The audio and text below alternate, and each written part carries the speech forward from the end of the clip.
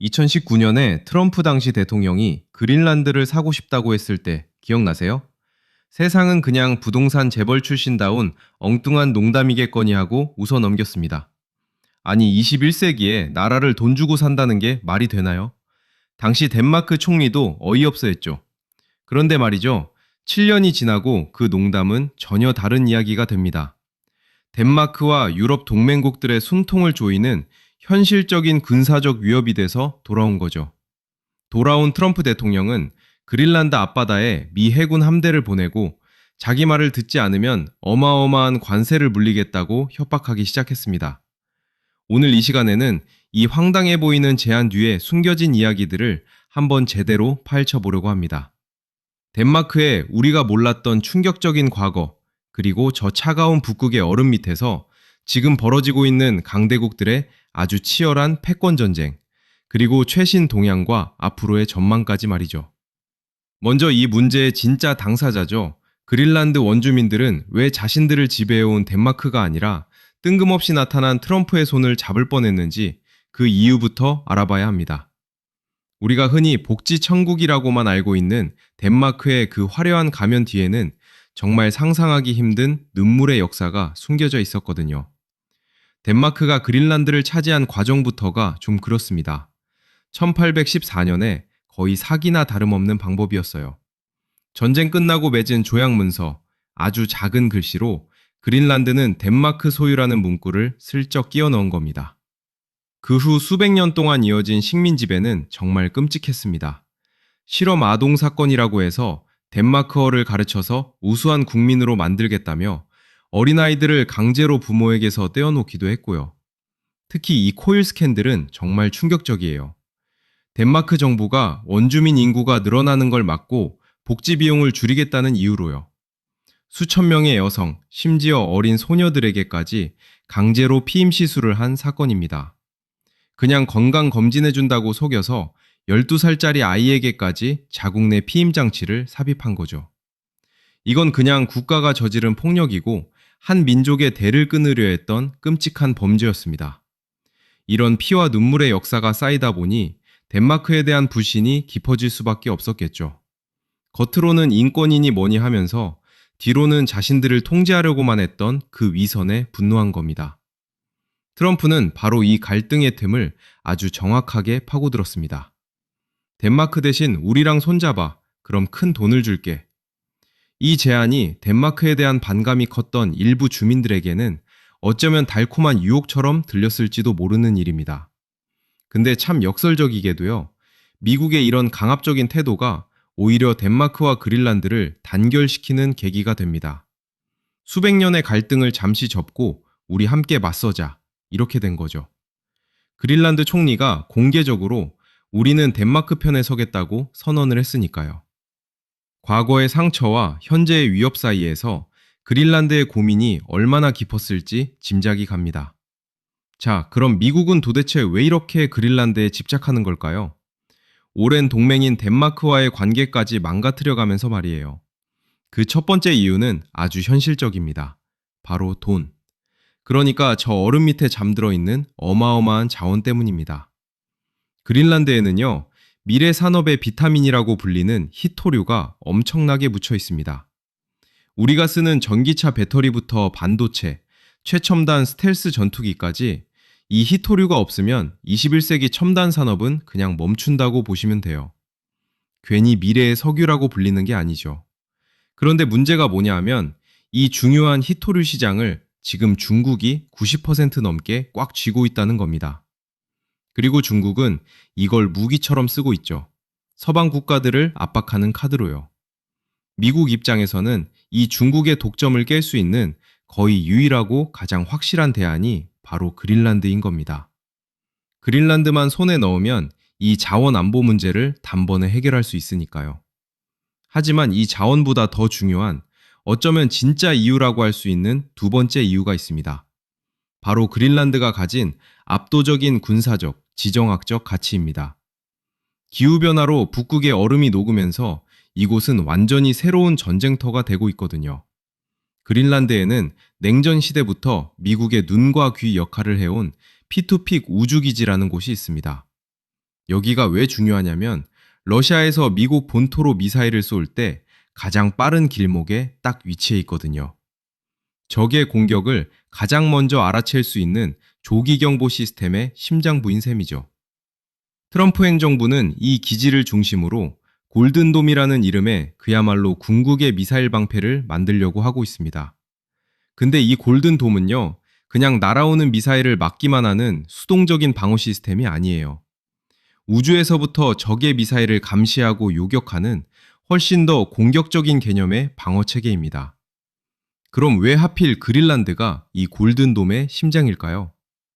첫째, 지리적으로 러시아와 가장 가까우니까 적의 미사일을 제일 먼저 탐지할 수 있고요. 둘째, 미사일이 막 솟아오를 때 가장 약한 단계에서 요격할 수 있는 최적의 위치입니다. 그리고 가장 무서운 게 세 번째인데요. 바로 선제 타격 능력입니다. 그냥 날아오는 걸 막는 수준을 넘어서 상대방이 발사 버튼을 누르기도 전에 그 위협 자체를 아예 없애버리는 거죠. 그야말로 지구상에서 가장 중요한 군사 요충지라고 할 수 있습니다. 결국 지금 북극에서는 거대한 체스 게임이 벌어지고 있는 겁니다. 미국은 그린란드를 발판으로 아무도 뚫을 수 없는 방패를 만들려고 하고, 러시아와 중국은 얼음이 녹으면서 열린 북극 항로라는 새로운 창을 개발해서 세력을 넓히려고 하는 거죠. 기후변화가 열어준 북극이라는 새로운 판 위에서 21세기의 신냉전은 이미 시작됐다고 봐야 합니다. 이 거대한 게임판 위에서 정작 이 땅의 주인인 그린란드 사람들은 과연 어떤 미래를 그리게 될까요? 그들의 목소리가 이 거대한 힘의 논리 속에서 과연 자리를 찾을 수 있을지 궁금해집니다. 그린란드 주민들이 마주한 선택지를 보면 참 씁쓸합니다. 한쪽에는 식민 지배라는 아픈 역사가 있지만 매년 막대한 보조금을 주면서 기존 질서를 유지하려는 덴마크가 있고요.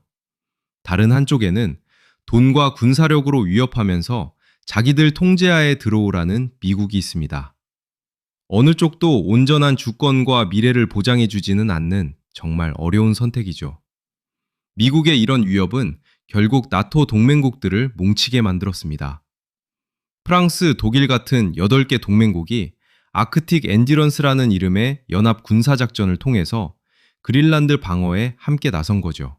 이건 우리 동맹국을 공격하는 건 절대 용납할 수 없다는 아주 강력한 경고 메시지였습니다. 자칫하면 나토의 근간이 흔들릴 뻔한 아찔한 순간이었죠. 결국 트럼프도 국제적인 압박에 한 발 물러섰습니다. 다보스 포럼에서 군사력이나 관세 위협을 거두어들이면서 위기는 일단 마무리되는 것처럼 보였습니다. 하지만 그는 미래 거래를 위한 틀이 마련됐다는 아주 의미심장한 말을 남겼어요. 그린란드를 향한 야망을 완전히 버린 건 아니라는 불씨를 남겨둔 셈입니다. 자, 이제 최근 상황을 좀 더 들여다보겠습니다. 트럼프가 물러선 이후에도 그린란드를 둘러싼 긴장은 완전히 사라지지 않았어요. 오히려 수면 아래에서 더 치밀하게 진행되고 있다고 봐야 합니다. 먼저 덴마크의 대응을 보면요. 이번 사건이 얼마나 큰 충격이었는지 알 수 있습니다. 덴마크는 최근 국방비를 대폭 증액하기로 결정했어요. 그린란드 방어를 위해 향후 10년간 무려 200억 크로네, 우리 돈으로 약 3조 원이 넘는 예산을 투입하겠다고 발표했습니다. 이건 단순히 군사력 증강만을 의미하는 게 아닙니다. 그린란드에 대한 덴마크의 소유권을 절대 포기하지 않겠다는 강력한 의지의 표현이죠. 동시에 덴마크는 그린란드와의 관계 개선에도 나섰습니다. 과거사에 대한 공식 사과와 함께 더 많은 자치권을 부여하는 방안을 논의하고 있어요. 식민 지배의 상처를 인정하고 치유하면서 동시에 그린란드가 미국 쪽으로 기울지 않도록 하려는 전략인 겁니다. 과거 강제 피임 사건에 대한 배상 문제도 본격적으로 논의되기 시작했고요. 그린란드 내부 여론도 흥미롭게 변화하고 있습니다. 트럼프의 강압적인 태도가 역효과를 낸 거죠. 독립을 원하는 목소리는 여전히 크지만 그게 곧바로 미국에 편입되는 걸 의미하지는 않는다는 겁니다. 오히려 진정한 자주독립, 누구의 간섭도 받지 않는 완전한 주권 국가가 되고 싶다는 여론이 더 강해지고 있어요. 하지만 현실적인 문제가 있습니다. 그린란드 인구는 겨우 5만 6천 명 정도예요. 경제는 대부분 덴마크의 보조금에 의존하고 있고요. 완전 독립을 하려면 경제적 자립이 필수인데 그게 쉽지 않은 상황입니다. 바로 이 지점에서 히토리와 같은 자원 개발이 중요해지는 거죠. 문제는 이 자원을 개발하려면 막대한 자본과 기술이 필요하다는 겁니다. 여기서 제3의 플레이어들이 등장합니다. 중국이에요. 중국은 이미 수년 전부터 그린란드의 광산 개발 프로젝트에 투자하려고 시도해 왔어요. 미국과 덴마크가 신경전을 벌이는 사이 중국은 조용히 경제적 영향력을 확대하려는 겁니다. 1대1로 전략의 북극 버전이라고 할 수 있죠. 그린란드 입장에서는 미국도 덴마크도 아닌 제3의 선택지가 생기는 셈입니다. 하지만 미국이 이걸 그냥 두고 볼 리 없죠. 최근 미국은 그린란드에 대규모 인프라 투자를 제안했습니다. 군사적 위협이 역효과를 낳자 이번엔 경제적 당근을 꺼내든 거예요. 공항 현대화, 항만시설 확충, 통신 인프라 구축 등에 수십억 달러를 투자하겠다는 제안입니다. 물론 이 모든 게 공짜는 아니겠죠. 미국의 전략적 이익과 연결돼 있을 겁니다. 러시아도 가만히 있지 않습니다. 러시아는 북극 항로 개발에 박차를 가하고 있어요. 기후변화로 북극 얼음이 녹으면서 아시아와 유럽을 연결하는 새로운 백길이 열리고 있거든요. 기존 수에즈 운하를 통하는 것보다 40%가량 거리가 단축되는 엄청난 경제적 가치가 있는 항로입니다. 러시아는 이 항로를 장악하기 위해 북극 지역의 군사기지를 증강하고 쇄빙선 함대를 확대하고 있어요. 그린란드는 바로 이 북극 항로의 입구에 위치해 있습니다. 누가 그린란드를 통제하느냐에 따라 북극 항로의 패권도 달라질 수 있다는 얘기죠. 그래서 러시아도 그린란드 정세를 예의주시하고 있는 겁니다. 유럽연합의 입장도 복잡합니다. 덴마크는 EU 회원국이고 그린란드는 덴마크의 자치령이지만 EU에는 속하지 않아요. 하지만 EU 입장에서는 그린란드가 미국이나 중국의 영향권에 들어가는 걸 원치 않습니다. 유럽의 전략적 자율성 차원에서 그린란드와의 협력을 강화하려는 움직임을 보이고 있어요. 특히 히토류 같은 핵심 자원에 대한 접근권 확보가 중요하니까요. 이 모든 상황을 종합해보면 그린란드는 21세기 지정학의 핵심 무대가 되고 있습니다. 미국, 중국, 러시아, 유럽이라는 거대 세력들의 이해관계가 이 작은 섬에 집중되고 있는 거죠. 그럼 앞으로 어떻게 전개될까요? 몇 가지 시나리오를 생각해 볼 수 있습니다. 첫 번째 시나리오는 현상 유지입니다. 덴마크가 더 많은 자치권과 경제적 지원을 제공하면서 그린란드와의 관계를 유지하는 거죠. 동시에 미국과는 기존의 군사협력을 계속하면서 균형을 맞추는 겁니다. 가장 안정적이지만 그린란드의 독립 열망을 완전히 충족시키지는 못하는 시나리오예요. 두 번째는 단계적 독립입니다. 그린란드가 덴마크로부터 점진적으로 독립을 추진하면서 동시에 여러 국가들과 경제 협력을 맺는 거죠. 중국의 자본, 유럽의 기술, 미국의 안보 보장을 적절히 활용하면서 실질적인 자립 기반을 마련하는 겁니다. 이상적이지만 현실적으로 가장 어려운 시나리오입니다. 강대국들의 이해관계를 조율하는 게 쉽지 않을 테니까요. 세 번째는 미국의 영향력 확대입니다. 그린란드가 형식적으로는 독립하지만 실질적으로는 미국의 강한 영향권에 들어가는 거죠. 푸에르토리코나 괌 같은 미국의 해외 영토와 비스터 지위를 갖게 되는 겁니다. 경제적 지원은 받지만 완전한 주권은 포기하는 선택이에요. 네 번째 시나리오는 다자간 공동 관리 체제입니다. 그린란드를 어느 한 국가의 소유가 아니라 국제적으로 관리하는 특별 지역으로 만드는 거죠. 남극조약과 비슷한 개념입니다. 군사적 활용을 제한하고 자원 개발의 이익을 국제사회가 공유하는 방식이에요. 이상적이지만 현실성은 가장 낮은 시나리오입니다. 강대국들이 자신의 이익을 기꺼이 포기할 리 없으니까요. 개인적으로는 첫 번째와 두 번째 시나리오의 중간 어디쯤이 될 가능성이 높다고 봅니다. 그린란드는 점진적으로 자치권을 확대하면서 여러 국가들과의 관계를 다변화할 겁니다. 덴마크와의 관계는 유지하되 미국, 유럽, 심지어 중국과도 선택적으로 협력하면서 자신의 입지를 강화하는 거죠. 하지만 여기에는 큰 리스크가 따릅니다. 강대국 사이에서 줄타기를 하다가 오히려 더 큰 압박을 받을 수 있어요. 우크라이나가 좋은 예입니다. 러시아와 서방 사이에서 균형을 잡으려다가 결국 전쟁의 한복판에 서게 됐잖아요. 그린란드도 자칫 잘못하면 강대국 갈등의 희생양이 될 수 있다는 겁니다. 그렇다면 숨겨진 의도들은 무엇일까요? 겉으로 드러난 것보다 더 깊은 층위의 전략들을 살펴봐야 합니다. 트럼프의 진짜 의도부터 봅시다. 많은 사람들은 트럼프가 그냥 즉흥적으로 행동한다고 생각하지만 그린란드 문제만큼은 상당히 계산된 움직임으로 보입니다. 첫째, 국내 정치용입니다. 강한 미국, 팽창하는 미국의 이미지를 만들어서 지지층을 결집시키는 거죠. 둘째, 나토 동맹국들에 대한 압박입니다. 방위비 분담금을 올리라는 메시지를 극적으로 전달하는 수단이에요.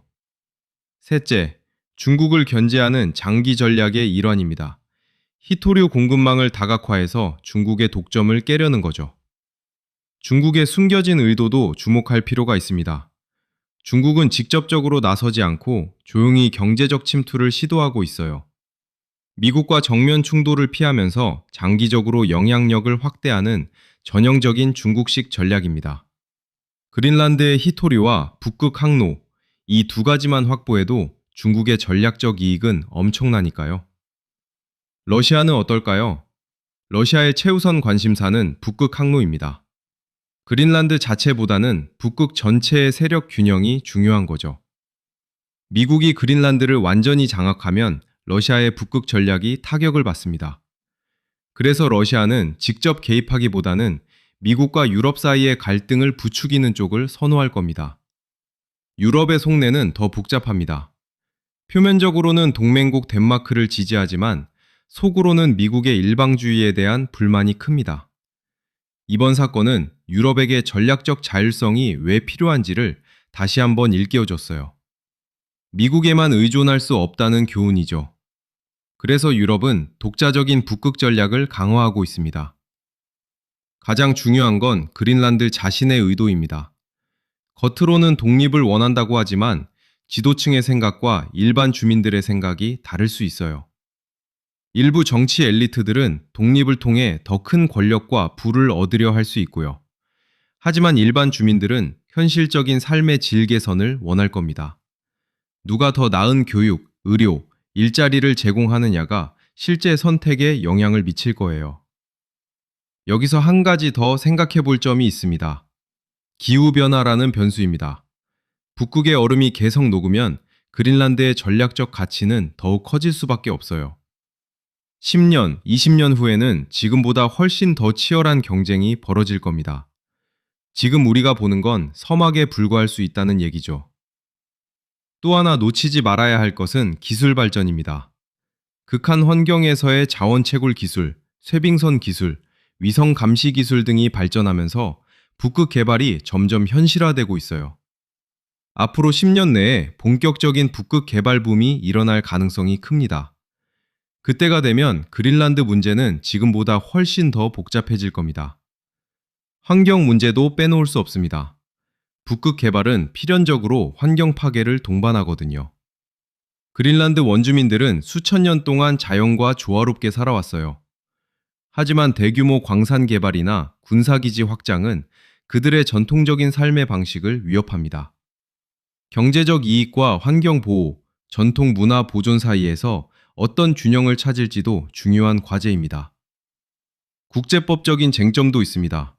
그린란드의 지위 변경은 단순히 덴마크와 그린란드 사이의 문제가 아니에요. 국제해양법, 북극 이사회의 규정, 나토 조약 등 복잡한 국제법적 틀 속에서 이루어져야 합니다. 특히 그린란드 주변 해역의 배타적 경제 수역 문제는 엄청난 경제적 가치가 걸려 있어서 국제적 분쟁의 소지가 큽니다. 이 모든 걸 종합해서 앞으로의 전망을 정리해 보겠습니다. 향후 5년 내에는 큰 지위 변화는 없을 것으로 보입니다. 덴마크와 그린란드는 자치권 확대를 중심으로 점진적인 관계 재정립을 시도할 거예요. 미국은 군사적 압박보다는 경제적 지원을 통해 영향력을 유지하려 할 것이고요. 하지만 10년 후를 보면 상황이 달라질 수 있습니다. 기후변화로 북극 개발이 본격화되면 그린란드의 독립 여론은 더 강해질 겁니다. 자원 개발로 경제적 자립 가능성이 보이기 시작하면 독립에 대한 현실적인 논의가 시작될 거예요. 이때가 진짜 중요한 분기점이 될 겁니다. 20년 후에는 북극이 완전히 새로운 경제권으로 부상할 가능성이 큽니다. 북극 항로가 주요 무역로가 되고 북극 자원 개발이 본격화되면 그린란드는 지금보다 훨씬 더 중요한 전략적 거점이 됩니다. 그때쯤이면 그린란드는 아마도 어떤 형태로든 독립국가가 되어 있을 가능성이 높습니다. 우리에게 이 문제가 왜 중요할까요? 한국도 북극 이사회의 옵서버 국가입니다. 북극 항로는 우리 무역에도 큰 영향을 미칠 수 있어요. 또한 히토릴 수급 문제는 한국의 첨단 산업과 직결되어 있고요. 그린란드 정세는 먼 나라 이야기가 아니라 우리 경제와 안보에도 영향을 미치는 문제입니다. 트럼프의 황당한 제안으로 시작된 이 사건은 일단 일단락된 것처럼 보입니다. 하지만 이 일은 우리에게 많은 걸 보여줬습니다. 얼음 밑에 잠든 자원과 지정학적 가치를 둘러싼 강대국들의 치열한 경쟁, 그리고 그 거대한 싸움 속에서 자신의 목소리를 내기 시작한 그린란드의 현실을 말이죠. 21세기는 북극의 시대가 될 것입니다. 기후변화라는 위기가 역설적으로 새로운 기회의 땅을 열고 있습니다. 그 중심에 그린란드가 있습니다. 앞으로 이 북극이라는 거대한 게임판 위에서 그린란드는 과연 어떤 선택을 통해 자신들의 길을 찾아가게 될까요? 강대국의 논리에 휘둘리지 않고 진정한 주권을 확보할 수 있을까요? 그들의 다음 행보에 주목해야 하는 이유입니다.